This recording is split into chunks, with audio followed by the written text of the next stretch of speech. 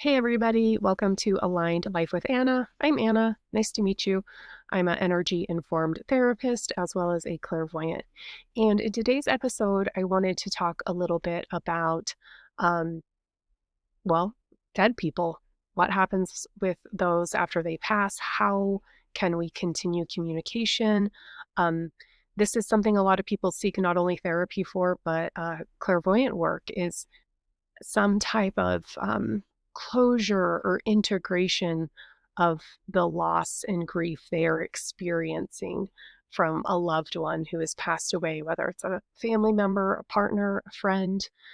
When people pass, we can often be left with this sensation of just a hole left in our space from this loss. And oftentimes, depending on how the death happened, a sense of there wasn't the closure that was needed. So as somebody who kind of works on both sides of the body and the mind with my therapy practice, but then also with like energy and the spirit in my clairvoyant practice, I can confidently say that there is often a more helpful way to grieve and help you integrate that loss into your life so that it doesn't have to feel like this constant empty hole that was left when somebody passed on. Um, and this is something that, depending on where you're at in the world, you may feel much more integrated and aligned with the death process. In the United States, there is not a lot of talk of what we do when someone we love passes, and it can often be we get almost put outside of the community, or we don't feel supported fully when that loss occurs because society doesn't talk about it. We don't really know how to best support those who've passed, whereas some other cultures, the process of death and dying is very much a part of the living. So we live death and dying all the time, and therefore we embrace it and integrate it into our lives, and therefore often are able to move through that grief process in a more integrated, maybe even healthy way. So in today's video, I wanted to talk about this more from the clairvoyant and energetic experience and what I have seen in my readings and healings with clients. And maybe you can take something from this if you or someone you love has lost somebody and are feeling that sense of emptiness, unsure, like you want to connect with someone who's passed on, but you're not sure how. This video is really designed that anyone, whatever your experience with energy or spirit is, that you can tap into your your intuitive senses and connect with those who've passed on. So I hope you find this video helpful, and I'd love to hear in the comments as you watch this if you've had any of these experiences yourself, and if you have any tips for others that you would like to share. So before I get into the ways in which we can connect with those who've passed on into the spirit realm, I wanted to talk about this concept of consciousness and how it is very much my belief system that when our body passes, our consciousness lives on. And you can think of that consciousness as energy. You can think of it as part of the universal cosmic goo. However you want to think of that, you could think of that as returning to God, returning to spirit form. What I have found, even in my therapy practice, is I'll get clients who on their intake form will put atheist, but what they really mean when I begin to explore concepts with them around spirituality is that they actually are quite spiritual. They do have a belief in consciousness beyond death, but they don't necessarily identify with a particular religion, and maybe they're even very anti-religious, but so they sort of resonate with that term atheist, whereas when I think of atheist, it's more someone who really doesn't believe in anything beyond death until it can be proven to them. That's what I think of with atheism. But I guess what I'm saying is, if you're going to watch this video and take any of these concepts and work them in your own life, you really will have to, on some level, have a belief system that aligns with, you know, thinking that we exist beyond this human body, that there is something beyond this human body, some type of energy or consciousness that continues on. So as I move into these practices, if you don't have that belief, I encourage you to continue to watch the video if it resonates. But if not, it might not resonate with you, because if you are truly an atheist and you believe that there is no consciousness beyond the body, there's no life after death, then it will be hard to integrate these practices into your life. So when we as humans are here in our human bodies thinking about communication, we often think about body language, or we think about physical communication, or we think about verbal communication using our voice, or even sign language as a form of communication. But in the spirit world, communication happens through different means.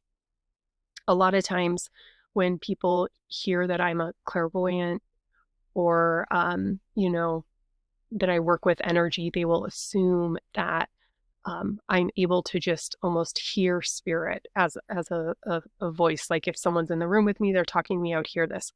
But actually, spirits communicate a lot through telepathy, and telepathy is more almost like thoughts that are just placed into your mind, thoughts that come through.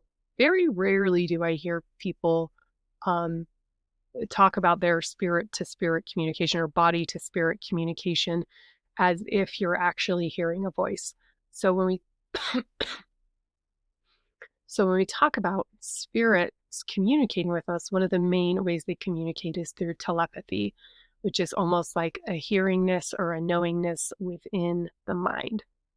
Another way spirits can connect with us is through images and symbols. So, like I've talked about, I'm clairvoyant. That means when I do a reading on people, I go into a meditative trance and I communicate with the higher self of the person I'm reading through images. And those images I then begin reading, and they play out almost like a movie, or sometimes they play out like symbols. And sometimes it's for me to discover what that is and communicate that to the readee. And sometimes that symbol means nothing to me. I can't think of anything from my library of knowledge, but that symbol means something to the person I'm reading. For instance, I was once giving a clairvoyant reading to a friend whose mother had recently passed on, and I don't consider myself a medium. I do have mediumship abilities, but that's not a realm I've super dove into, which is communicating with those who have passed on. But I agreed to do a mediumship reading for one of my friends, and I connected with her mother who had passed on. And one of the first pictures that her mother delivered to me was a picture of her and her daughter, my friend, in an art class. And I said, "Did you take an art class with your mom? I see you two sitting in an art class and she's having so much fun and you're really enjoying yourself." And she started crying and she said, "No, we never took the art class together. We always wanted to take the art class together." So the message coming through from her mom from that communication was, keep doing the art, like sign up for the art class. I'll be there with you. I will be there alongside you. Even if my body isn't, my spirit will be there. And so it was such a beautiful healing and message for that client to realize that when her mother passed, there wasn't just like this door that closed and the communication was cut off. Her mother's energy and consciousness was still present beyond the veil into our world. And it was still, her mother was still communicating, hey, do those things. I might not be here in body to do those with you, but let's still do those things. So that was a very validating experience to have with that client. I think it was validating for me because, no matter how clairvoyant you are, or maybe if you've been doing mediumship a very long time, maybe there's a really high level of trust there, but there's always that part of me, even to this day. I've been doing this work for 8 years in this more intensive capacity. And I'll say that there's times where I'm always like, is this real? Do I know who I'm talking to? Do I know what this is? Like, I'm always working on continuing to build my own level of trust within myself as a channel between this world here, this physical world, and the spirit world. And so it's always really validating when you're in a reading and things like that happen. So spirit communicates through, again, that telepathic way, through images, through symbols. A lot of people talk about um, spirits passing on, communicating through animals, through objects. Some people are convinced that when someone they love passes on, they always show up as a butterfly or a bee, or whenever they see a certain flower, they know it's like a symbol, a hello from the person who's passed on. Um, when my grandfather passed, it was absolutely amazing. We were all at his funeral, and these, I think they were hawks, two of them started just flying overhead, doing this dance in the sky, right? We have this whole huge cemetery, and they were doing it right over um, our funeral that was taking place. And it was just the communication coming through for me was like, this is my grandfather and this is my grandfather. Both had passed, and they were showing up. They're saying, we are with you. We are with you.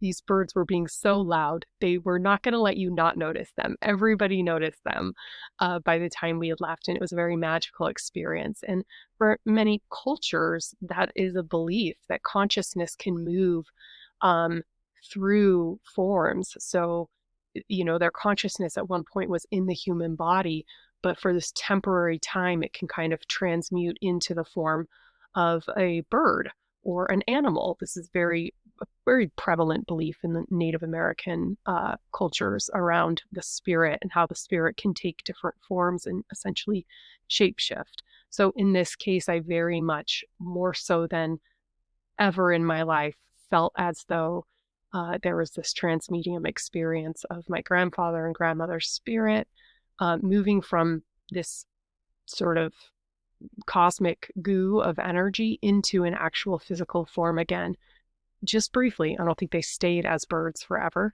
but just so that they could say hello and let us know, hey, we're here, we're here. The reality is the spirit world is always trying to make connection with us, whether it's people who've passed on or it's spirit guides, but we are not aware or listening. So another way they try to come through is the dream space.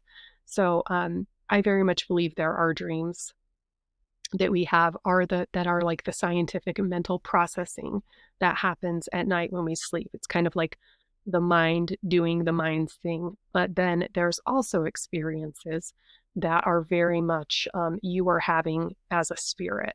So it is my belief that we have this physical body, and within this physical body is an astral body. And this astral body is that connection point between our physical body and being fully just out into spirit realm.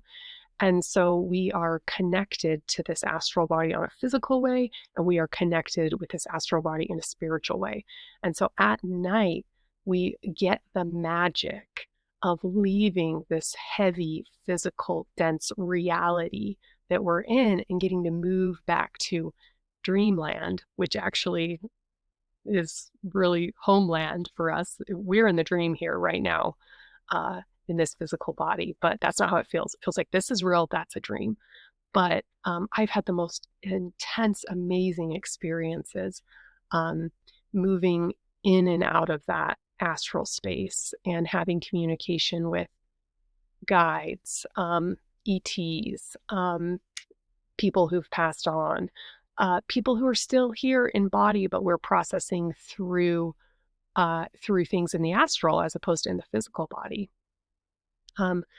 Actually, when my own abilities really started to reawaken, and I went through kind of my awakening experience in my early 20s, it was when my grandmother, she had quit eating and she was on the precipice of passing. And kind of every day was this waiting game of like, will today be the day that she transitions? And I, one night, had this amazing experience where she and I were just flying through the sky, and she was a watercolor artist. And so we were flying through these clouds of color, and it was just so magical. And I was like, oh, I'm like hanging out with grandma and it's so real. And then I woke up and was like, oh, she's probably passed. And I immediately called her, texted my mom, and she said, no, but she hasn't passed yet, but she's essentially unresponsive, kind of in that just pre-death, almost coma state. She had quit eating, so her body was just slowly shutting down.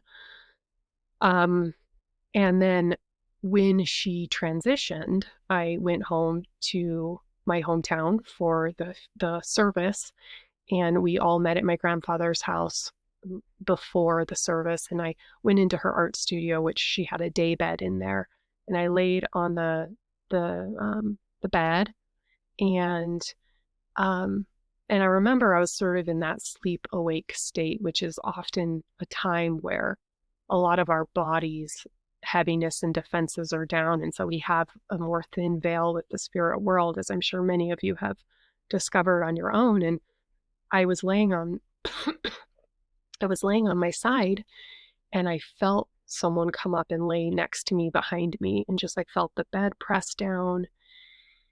And I was like, oh, it's my mom or my aunt. They've just come to sort of, be in solace with me. And so I turned around to talk to them, and there was nobody there. And I thought, wow, that was the most amazing real experience, because it wasn't in a dream. It was kind of that wake dream state.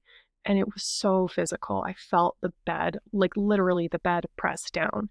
And you guys have probably seen that happen on Ghostbuster type videos where things are flying in the house or things are moving. And so to have that energy presence be so impactful it made things very real for me. It was early days of my awakening, and I was kind of going, am I going crazy? Or like, there's this whole world opening up to me that I've been kind of shut down to. Well, turns out I wasn't going crazy. I was just like going through this energetic and spiritual awakening, and layers of energy were sort of crumbling that had kept me from seeing and experiencing all of the ways that spirit was trying to communicate with me. So, to kind of recap, spirit communicates through telepathy, spirit communicates through images and symbols, spirit communicates through dreams, through that dream wake state, and spirit can communicate through, objects. Sometimes a lot of people like the numbers, the tarot decks, again, through animals. So there's so many ways, and there's no right or wrong way. So I encourage you to lean into whatever feels most real to you if you are trying to create a bridge of communication between yourself and someone who's passed on. So the next thing I want to talk about is some of the tools or tips I have to help you cultivate those skills. So the first tool that I would recommend is meditation, learning how to clear your body of unnecessary heavy energy, and how to find some more peace and stillness within your mind, so that when communication is trying to come in, whether that's a physical sensation, a lot of times I experience those who've passed on as the actual, I feel their presence. Some people experience it as a knowingness. Some people experience it as like an inner vision. So I don't know how you experience it. Everyone's different.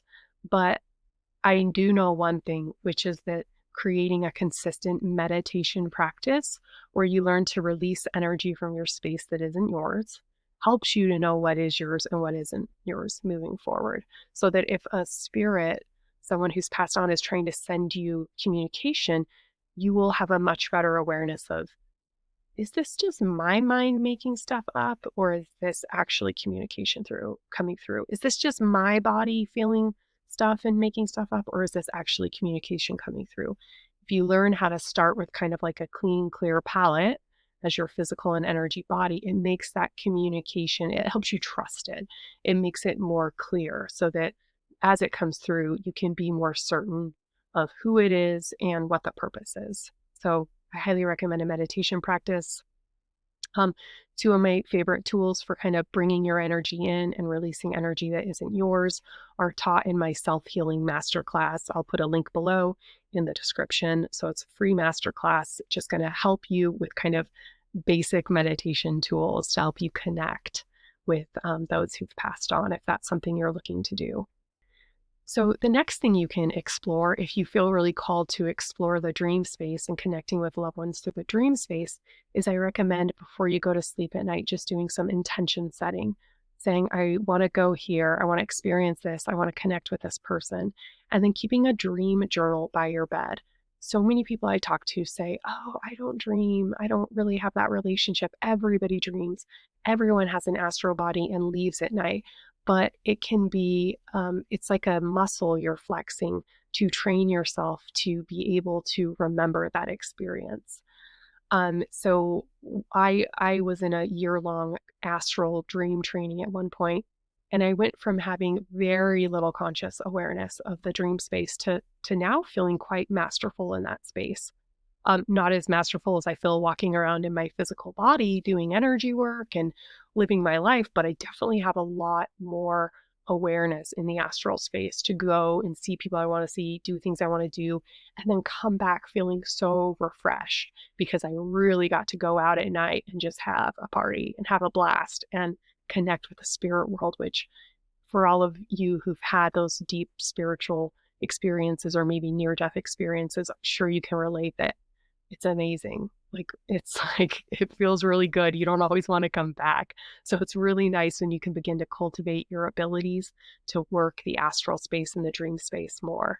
So keep a dream journal the minute you wake up. Write down what you remember. And when you go to sleep at night, you can write in your journal, tonight I'd like to connect with XYZ, whoever you want to connect with, whether it's a spirit guide or someone who's transitioned on, use that journal to assist in the process. So for those of you who might feel like, geez, I don't know, I don't feel that in touch with my energy, I don't feel that in touch with my intuition, how can I begin this connection process? I would say the first thing I would do is start writing letters or starting a journal, not a dream one, but just a waking one where you start writing out whatever it is you would like to communicate. I have a therapy client whose mother passed on, and she's been going through her integration of her grief experience, and I let her know, hey, it's my belief system. If this aligns with you, take it. If it doesn't, it doesn't. But it's my belief system that your mom's there whenever you want her, her consciousness, her energy. If you want to call her in and have that discussion, have it. So she's been doing a lot of writing and a lot of just out in the garden having dialogue or monologue. It might feel like monologue at first, but I guarantee there's dialogue happening. So if all you can do is say, well, I have control over what I say or what I write, then say what you want to say, write what you want to write, as if that person were there in the room with you.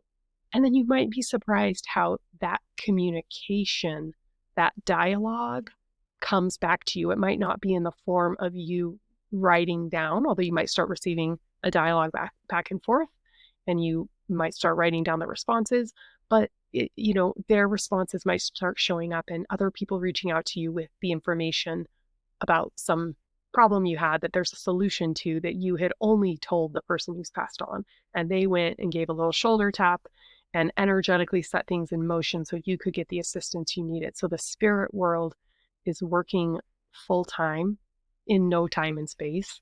Don't feel like you're putting them out. They have the ability to work on so many levels that are beyond our awareness within this body. So if you need their help, ask for their help. If you want their forgiveness, ask for their forgiveness. If you want to communicate your love to them, communicate your love to them. Whatever it is you need to get across. If you feel like you can't do it through pictures and telepathy or whatever, just say it out loud. Write it down. Begin establishing that connection and making it real for yourself. And lastly, I talked a little bit about objects. So a lot of people choose to connect with those who've passed on through things like tarot cards. And I have no judgment of that. I don't use tarot cards a whole lot myself. That's not really a main form of communication or a tool I use for communication. I mainly use clairvoyance and kind of my telepathy and my knowingness when communicating with those who've passed on. But if you feel you need the aid of some actual spiritual tool, a lot of people have various decks they use, and they use that as a form of communication. some people in the spiritualist church, they use seances, and that's how they do their communication. I will say, if you come from a more traditional Christian culture, or a more atheist background with your family, it might feel really weird to even talk about these things or think about these things. But there are so many cultures who um, it's never been a question. They just continue to believe what they have believed that works for them to help them communicate with those who've passed on. And through that communication process, aid in their own healing journey of the loss we feel when we lose those closest to us. Because really, that's the biggest burden. It's not that the person has passed on. I guarantee you, if that person has passed on, they are at they are at ease with passing on. It's you who do not feel ease with them passing on.